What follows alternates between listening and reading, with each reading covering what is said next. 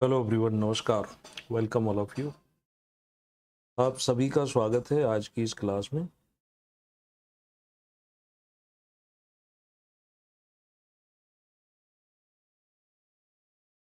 देखो, इसमें आज हम पढ़ेंगे भारत की औद्योगिक नीतियाँ। ये एक टॉपिक है, औद्योगिक नीतियाँ, और उसके बाद आता है औद्योगिक विकास। तो पहले नीतियाँ और नीतियों के बाद में औद्योगिक विकास, सीक्वेंस वाइज देखेंगे। आसानी रहेगी आपको भी समझने में, और अगर क्वेश्चन आते हैं तो उन क्वेश्चनों को आसानी से आप बना पाओगे। समझने वाला टॉपिक है, वैसे तो आप रट भी सकते हो, लेकिन मैं चाहूंगा कि आप थोड़ा कोशिश करो इस टॉपिक को समझने की। समझेंगे तो स्वाभाविक है बहुत अच्छे से आप लिख पाओगे। देश जब आज़ाद होता है, देश की आज़ादी के बाद देश के औद्योगिक विकास के लिए कार्य किया जाता है। दो लोग जो थे वो उस समय अधिक प्रभावी थे, या ऐसा समझ लो कि उन लोगों की जो विचारधारा थी वो अधिक प्रभावी थी। उन दो नामों को हम लेते हैं देश में आर्थिक सुधार की दृष्टि से।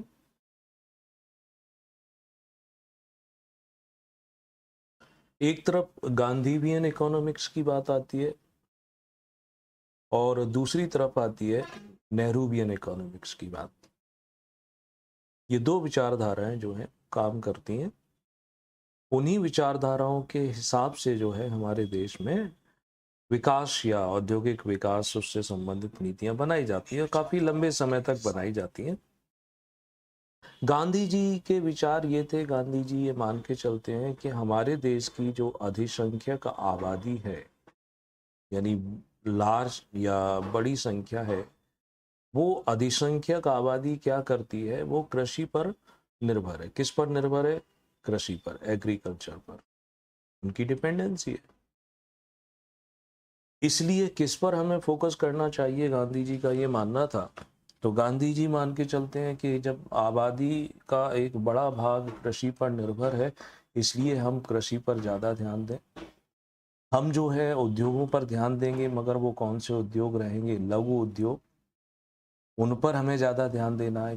कुटीर उद्योग, कॉटेज इंडस्ट्री जो है, उस पर ज़्यादा ध्यान देने की आवश्यकता है। ठीक है, ये विचार थे। और नेहरू जी के विचार क्या थे? नेहरू जी जो है थोड़ा आज़ाद ख्याल, मॉडर्न सोच, लेडी जो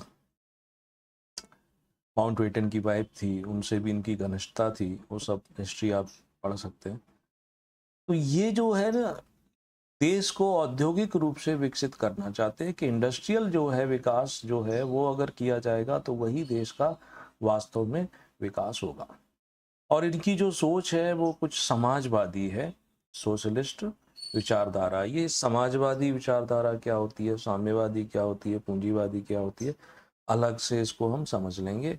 यहाँ इस टॉपिक को छेड़ने से अच्छा है, बेटर है कि हम इसको अलग से समझ लें। ठीक है, तो दो लोगों का एक प्रकार से प्रभाव हमें देखने को मिलता है। अब आपको याद होगा कि एक 1938 1938 में, आज़ादी से पहले 1938 में क्या हुआ था कि सुभाष चंद्र बोस जो थे, उन्होंने एनपीसी का गठन किया था। नेताजी सुभाष चंद्र बोस जी ने नेशनल प्लानिंग कमेटी, एनपीसी जिसे कहते हैं, इससे क्वेश्चन आ चुके हैं। और इस एनपीसी का गठन नेताजी ने किया था, और इसके अध्यक्ष जो थे वो बनाए गए थे मिस्टर नेहरू, है ना। इसकी जो रिपोर्ट है वो पब्लिश होती है 1949 में। 1938 में ये बनाई गई थी, और इसने अपनी रिपोर्ट को पब्लिश करने में इतना लंबा समय लिया। लिया तो लिया, क्या कर सकते हैं। ठीक है, इस एनपीसी में भी ये माना गया था कि देश का विकास अगर होगा तो उसका आधार जो है इंडस्ट्री होना चाहिए, यानी औद्योगिक विकास के द्वारा ही देश का विकास हो सकता है। ये इनकी सोच रहती है। ठीक, तो फिर अब आगे चल करके क्या होता है कि पूरा का पूरा जो फोकस है वो किधर हम करने लगते हैं अपने राष्ट्र का, औद्योगिक विकास की ओर हम पूरा का पूरा ध्यान देने लगते हैं कि देश का आर्थिक विकास करना है तो हमें औद्योगिक विकास करना पड़ेगा। अब इसके पीछे की कुछ फैक्टर हैं, उनको भी समझना पड़ेगा कि भारत में और इंडस्ट्रियल जो डेवलपमेंट है, उस इंडस्ट्रियल डेवलपमेंट के पीछे वास्तव में कारण क्या थे। तो औद्योगिक विकास, आखिर इसका रीजन क्या था, कारण हम खोजें तो कारण एनपीसी अकेला निकल के नहीं आना चाहिए, या नेहरू जी की जो सोच थी वो निकल के नहीं आना चाहिए। इसके कारण अलग हैं जो बहुत कम हमें पढ़ाए जाते हैं या हम उन पर बहुत कम ध्यान दे पाते हैं, है ना। तो उसका कारण ये था कि विश्व बैंक के द्वारा देश जब हमारा आज़ाद होता है तो विश्व बैंक के द्वारा जो हमें कर्ज दिया गया, वो कर्ज जो है वो हमें किस लिए दिया गया, वो कृषि के लिए दिया ही नहीं गया।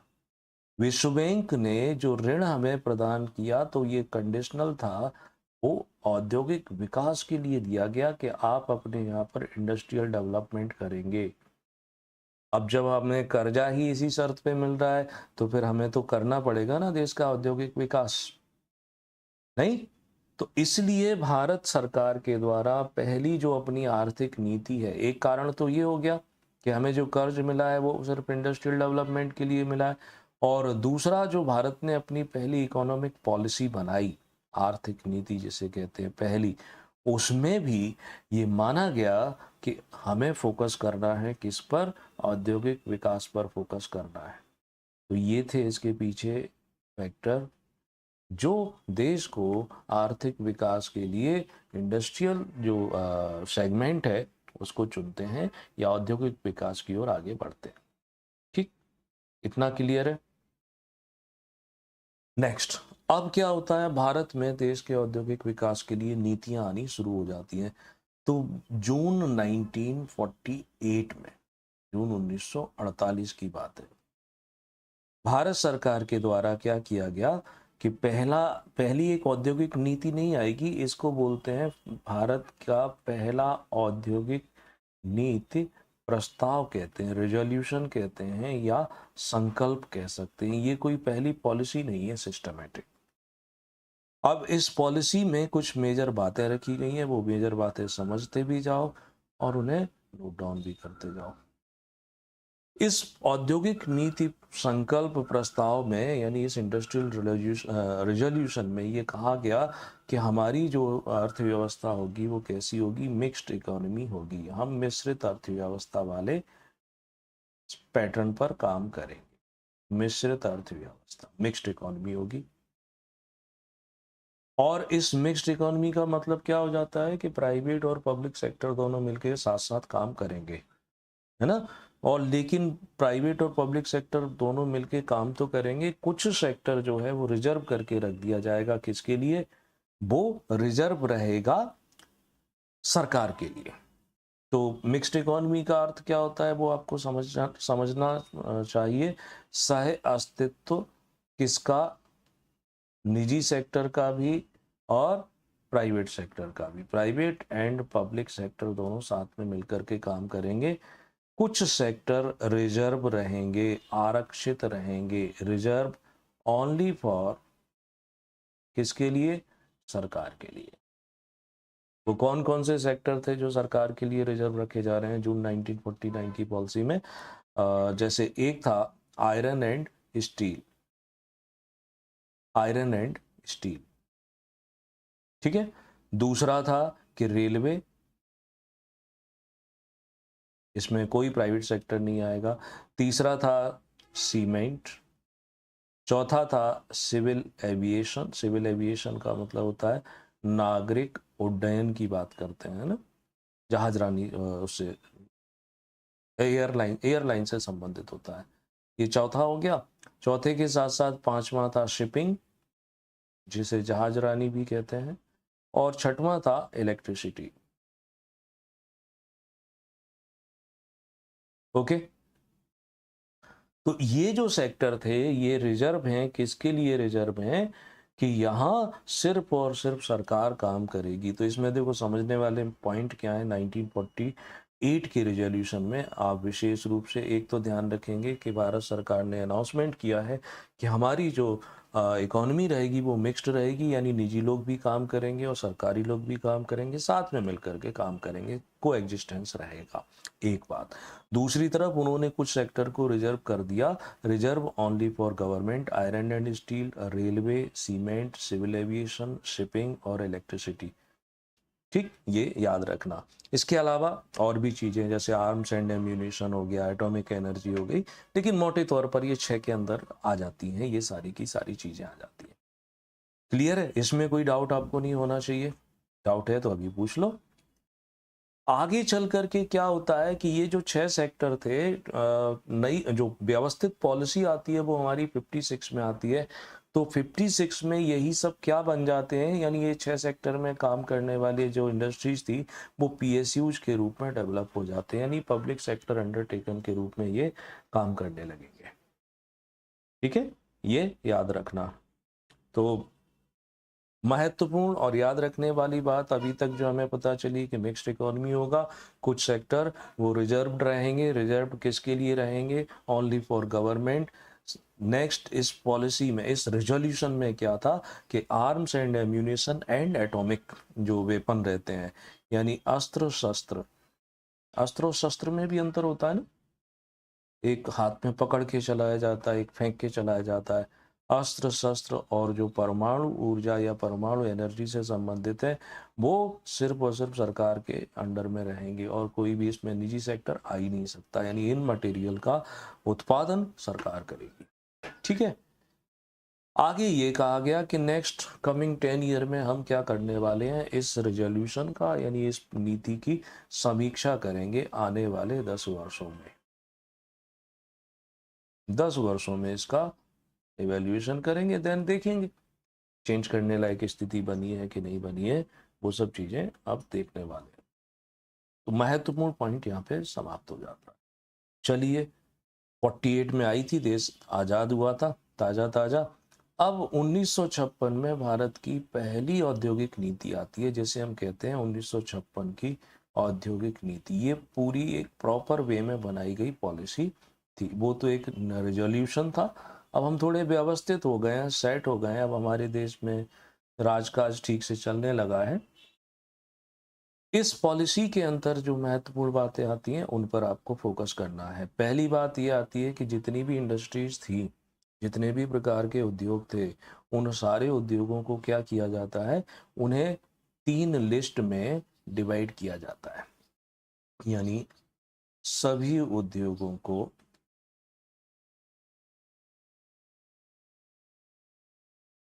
3 सूचियों में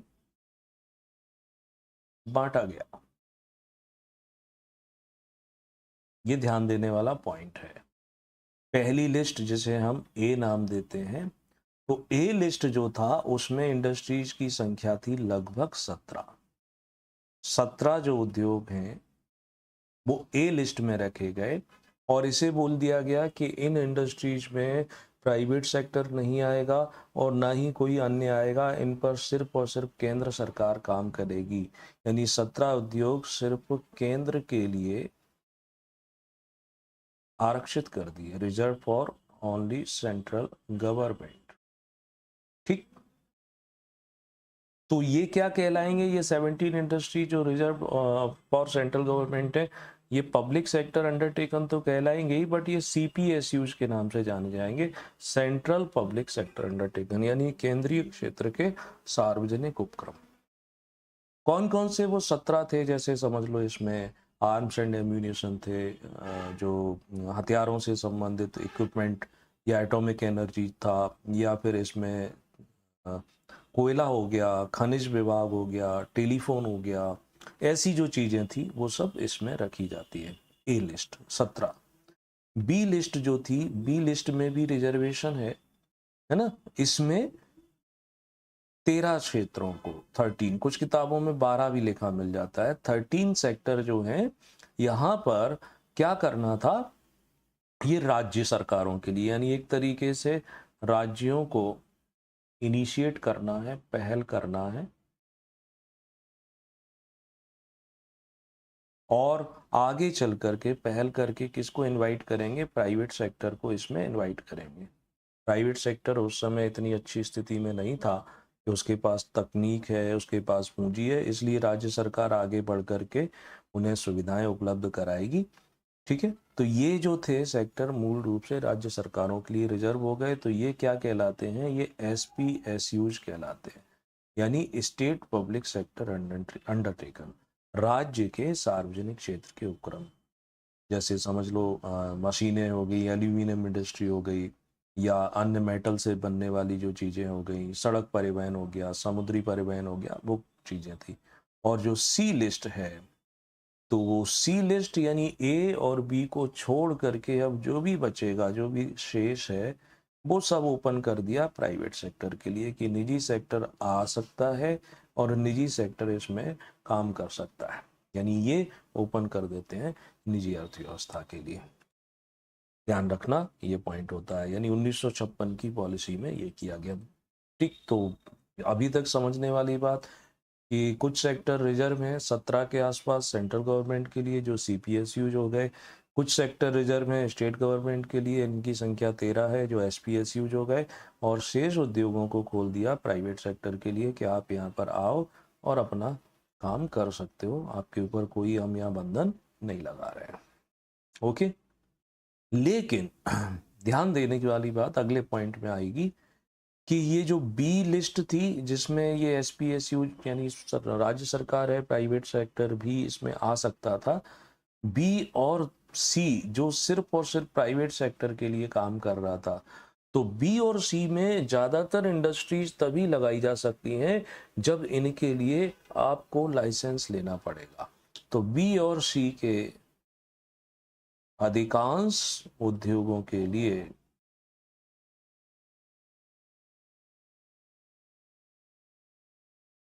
लाइसेंस, परमिट और कोटा अनिवार्य कर दिए। लाइसेंस, परमिट और कोटा राज की एक प्रकार से शुरुआत हुई। अब ये पूछा जा सकता है कि आखिर ऐसा क्यों किया गया बी और सी में? तो ये सोच करके किया गया कि जिससे देश के जो संसाधन हैं, रिसोर्सेस हैं, संसाधनों का क्या हो सके, तो उन संसाधनों का समुचित रूप से विकास हो सके। कि अगर मान लो किसी एक व्यक्ति को लाइसेंस दे दिया है, कंपनी को लाइसेंस दिया है, तो अगली बार उसको लाइसेंस नहीं देंगे, दूसरे को देंगे, दूसरे को भी अवसर मिलेगा। तो लाइसेंस, परमिट, कोटा राज जो है वो यहाँ पर आ जाता है। लेकिन यही एक गलती भी हो जाती है, एक भूल भी हो जाती है, क्योंकि ये रिश्वत को बढ़ावा देने लगता है। 56 की पॉलिसी में LPQ आ गया।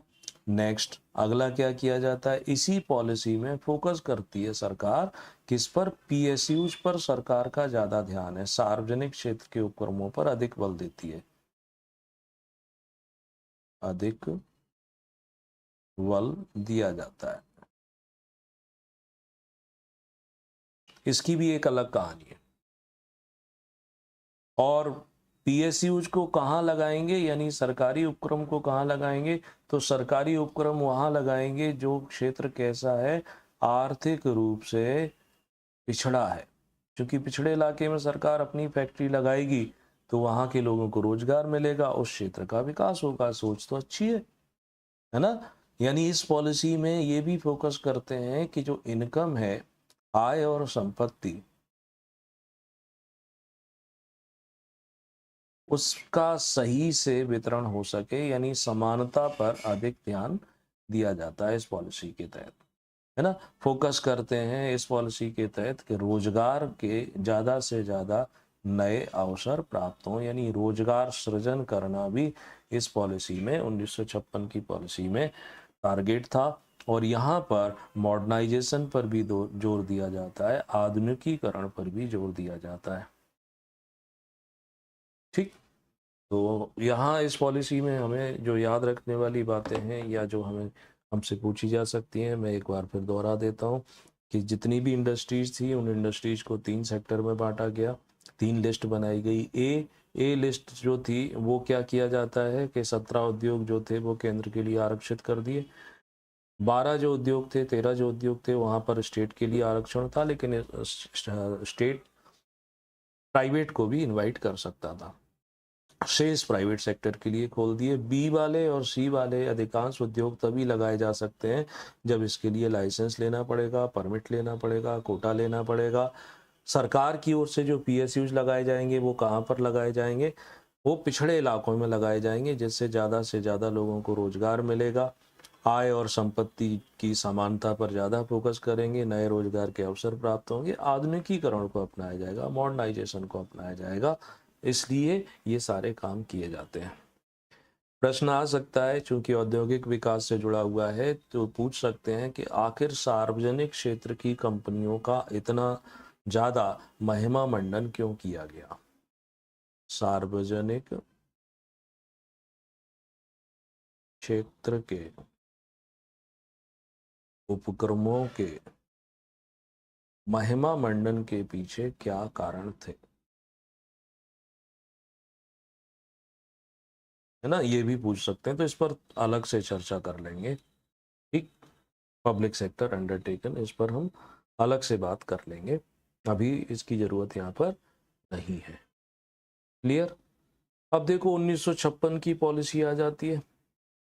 1956 की जब पॉलिसी आती है, सार्वजनिक क्षेत्र के उपक्रम जो थे उन पे ज़्यादा ध्यान दिया जाता है। आगे क्या होता है कि मैं छोटा एक पॉइंट लूँ, 1965 में 1965 की बात करता है। 1965 में क्या हो जाता है कि विश्व में जो भी देश थे वो सारे के सारे देश कैपिटलिज्म वाली इकोनॉमी को अपनाने लगते हैं। पूंजीवादी जो अर्थव्यवस्था है उसको उसकी ओर झुकाव हो जाता है, इस पर फोकस करने लगते हैं। और जब विश्व के अन्य देशों ने फोकस किया तो हम कहाँ पीछे रहने वाले थे? तो भारत ने भी थोड़े अनमने ढंग से सही, लेकिन पूंजीवादी अर्थव्यवस्था की ओर अपना झुकाव शुरू किया। पूरा मन नहीं था। 1975 में क्या हुआ है, 1975 में क्या हुआ कि हमारे ही महाद्वीप में, यानी कि इंडोनेशिया, ठीक है, मलेशिया, साउथ कोरिया, थाईलैंड, ये जो देश हैं इन्होंने पूरी तरीके से पूंजीवाद को भी अपनाया, निजीकरण को भी अपनाया, और ये देश बहुत अच्छे से विकास कर पाते हैं। तो इनको एशियन टाइगर नाम दिया जाता है वर्ल्ड बैंक की एक रिपोर्ट के द्वारा, कि ये बहुत अच्छा परफॉर्म कर पाए, और अभी हम उतना अच्छे से काम नहीं कर पा रहे हैं। हम यहाँ क्या कर रहे हैं, हमारे देश की सरकारें क्या कर रही हैं, समझना। 1976 में हमारे देश की सरकार संविधान की प्रस्तावना में एक शब्द जोड़ रही है, जिसे कहते हैं समाजवादी, पंथ निरपेक्ष, इन शब्दों को जोड़ रही है, जबकि निजीकरण का माहौल चल रहा है। और ये क्यों जोड़ा गया था? क्योंकि रूस से उस समय ज्यादा नजदीकी इंदिरा गांधी के द्वारा दिखाई गई थी, है ना।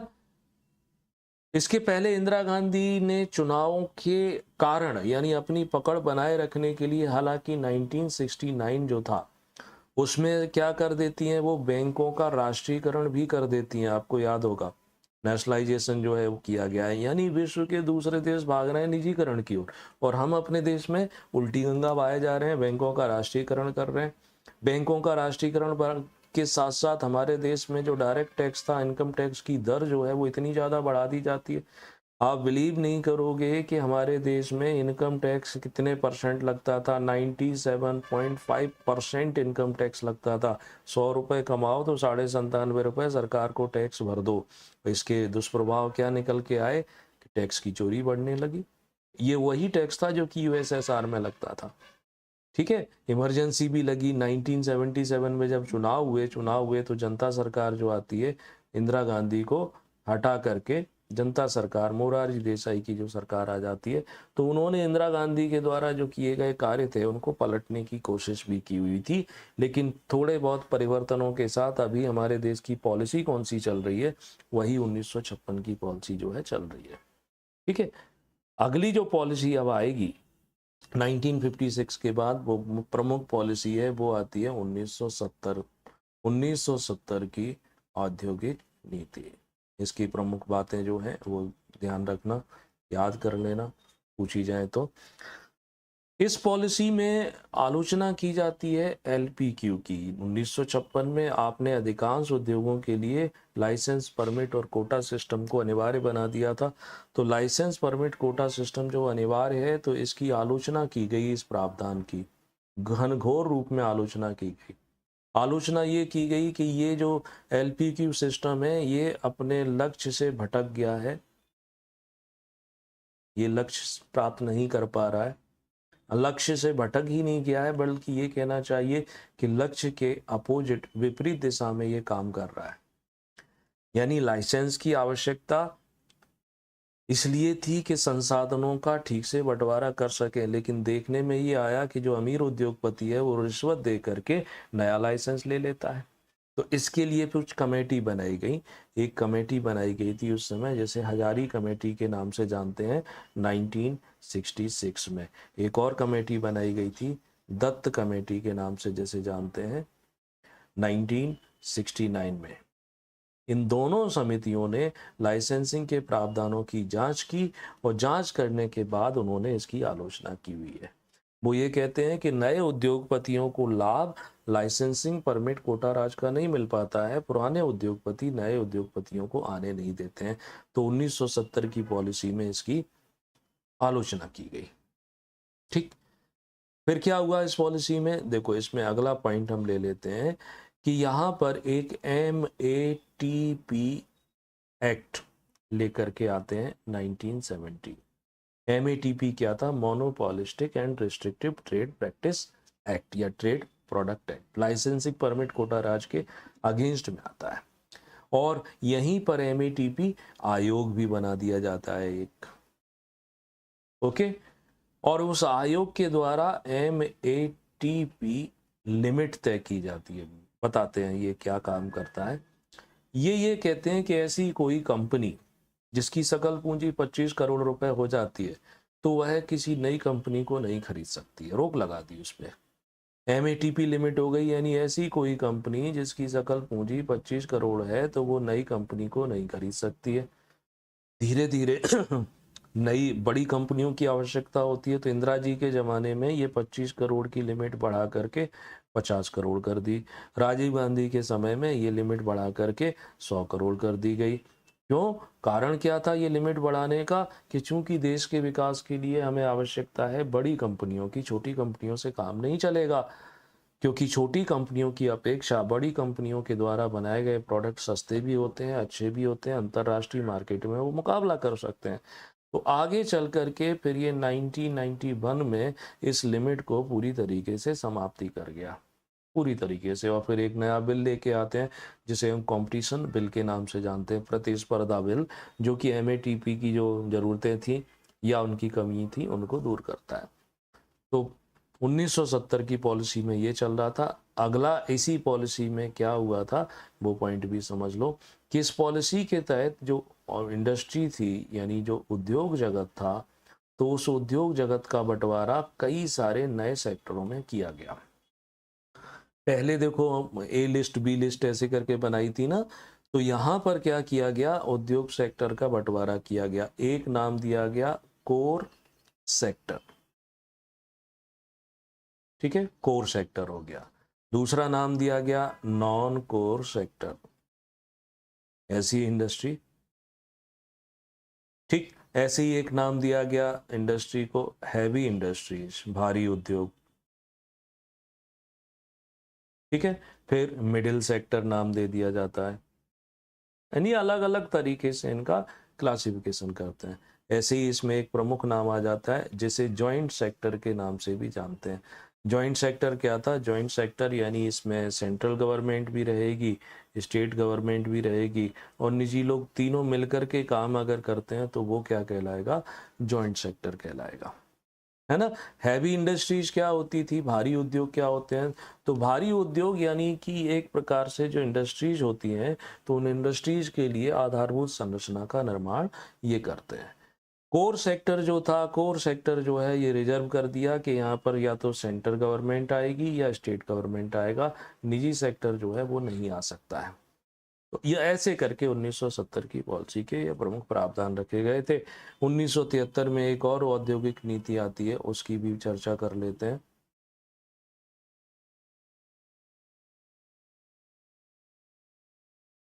नाइनटीन 1973 की औद्योगिक नीति जो आती है, तो यहाँ पर ये कहा गया कि जो हाई प्रायोरिटी वाले सेक्टर हैं, क्योंकि अभी हमारे देश में उदारीकरण नहीं हुआ है तो हम विदेशी निवेश इनवाइट नहीं कर पा रहे हैं, लेकिन कुछ सेक्टरों में यानी कि उच्च प्राथमिकता प्राप्त क्षेत्र में विदेशी निवेश जो है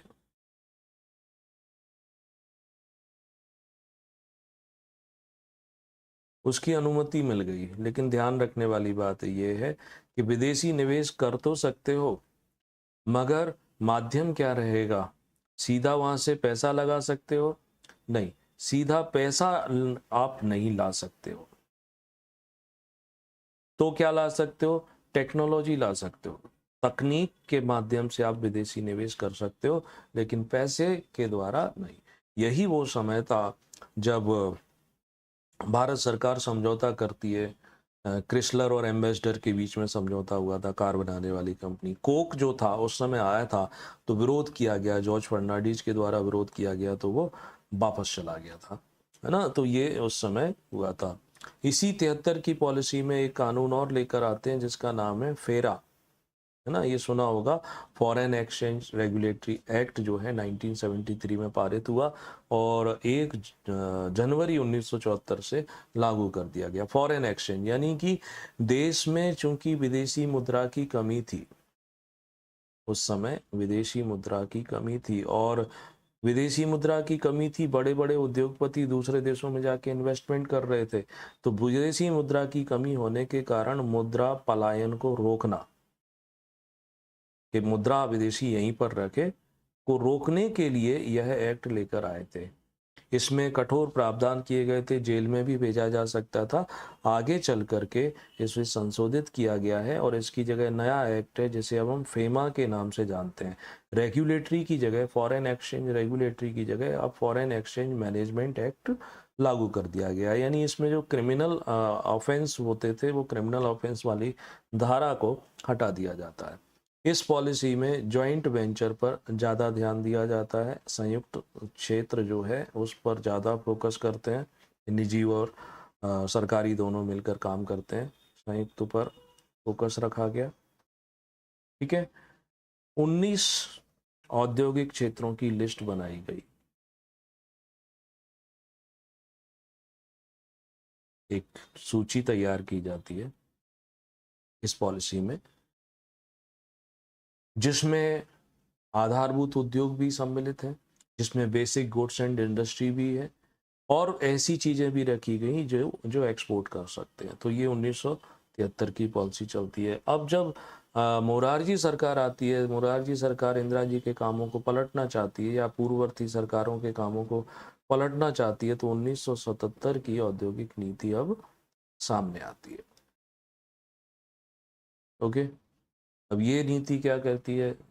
क्योंकि देखो, इसके पहले ये कहा गया था कि प्रायोरिटी सेक्टर जो है उसमें विदेशी निवेश किया जा सकता है, तो इन्होंने बोला कि गैर जरूरी जो क्षेत्र हैं वहाँ विदेशी निवेश को हम रोक देंगे।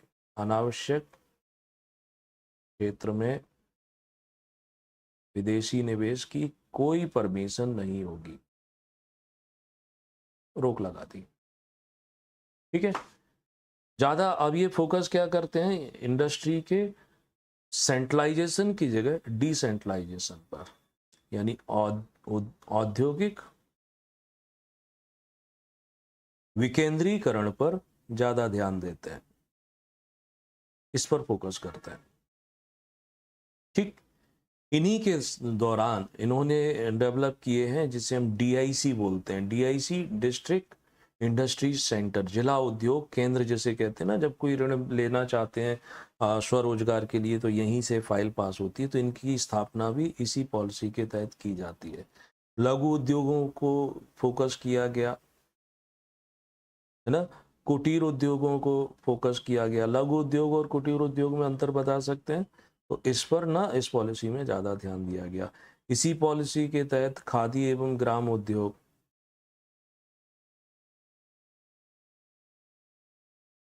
इस पर भी फोकस किया जाता है। साथ ही साथ ये भी तय किया जाता है कि पब्लिक या जनता जो है, जनता के लिए जो उसकी आवश्यक वस्तुएं हैं, रोजमर्रा की जो चीजें हैं, वो उसको निरंतर मिलती रहे। जनता की रोजाना की आवश्यक वस्तुएं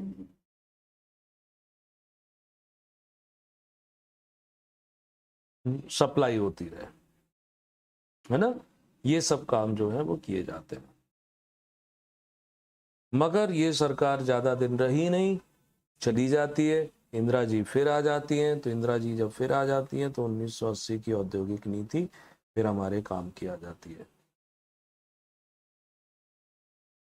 इंदिरा जी के समय ये वाली पॉलिसी फिर आएगी 1980 में।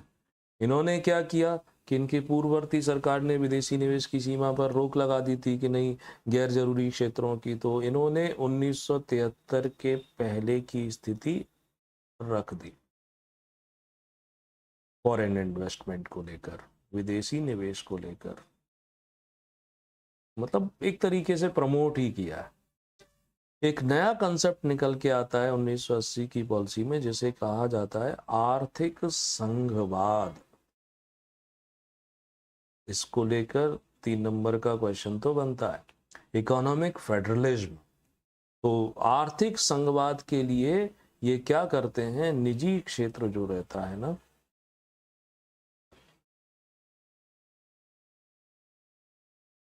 निजी क्षेत्र का औद्योगिक विकास के साथ समन्वय किया जाता है, कोऑर्डिनेशन। संघ का मतलब होता है ना, केंद्र और राज्य मिलकर के काम करेंगे। वैसे ही यहाँ आर्थिक संघवाद यानी प्राइवेट सेक्टर सिर्फ प्रॉफिट नहीं कमाएगा, देश के विकास के लिए भी काम करेगा।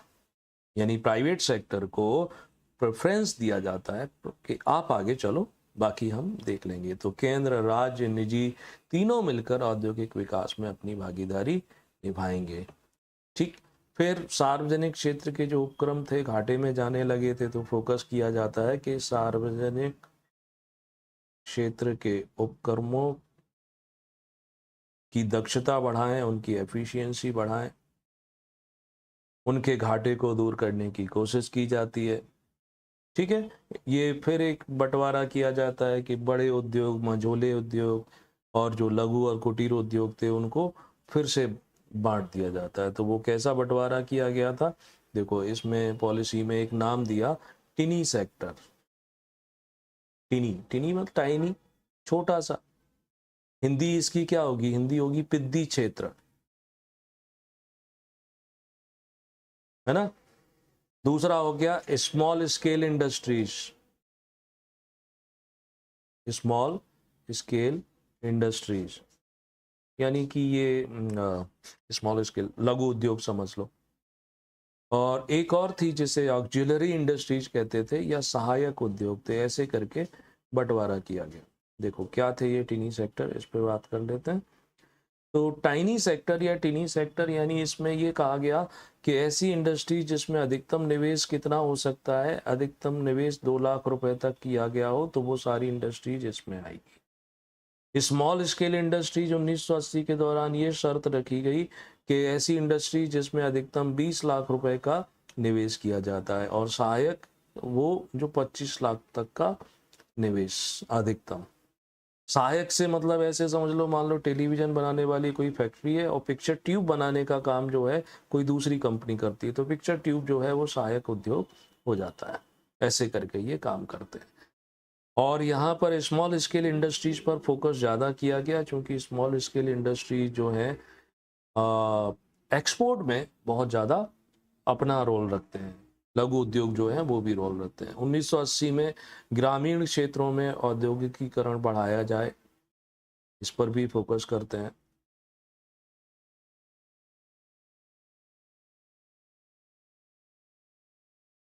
इसी पॉलिसी के तहत इसमें फिर फोकस किया जाता है खादी एवं ग्राम उद्योग पर। सोच यही थी कि इनके प्रोडक्ट ज़्यादा एक्सपोर्ट करते हैं, रोजगार ज़्यादा देते हैं।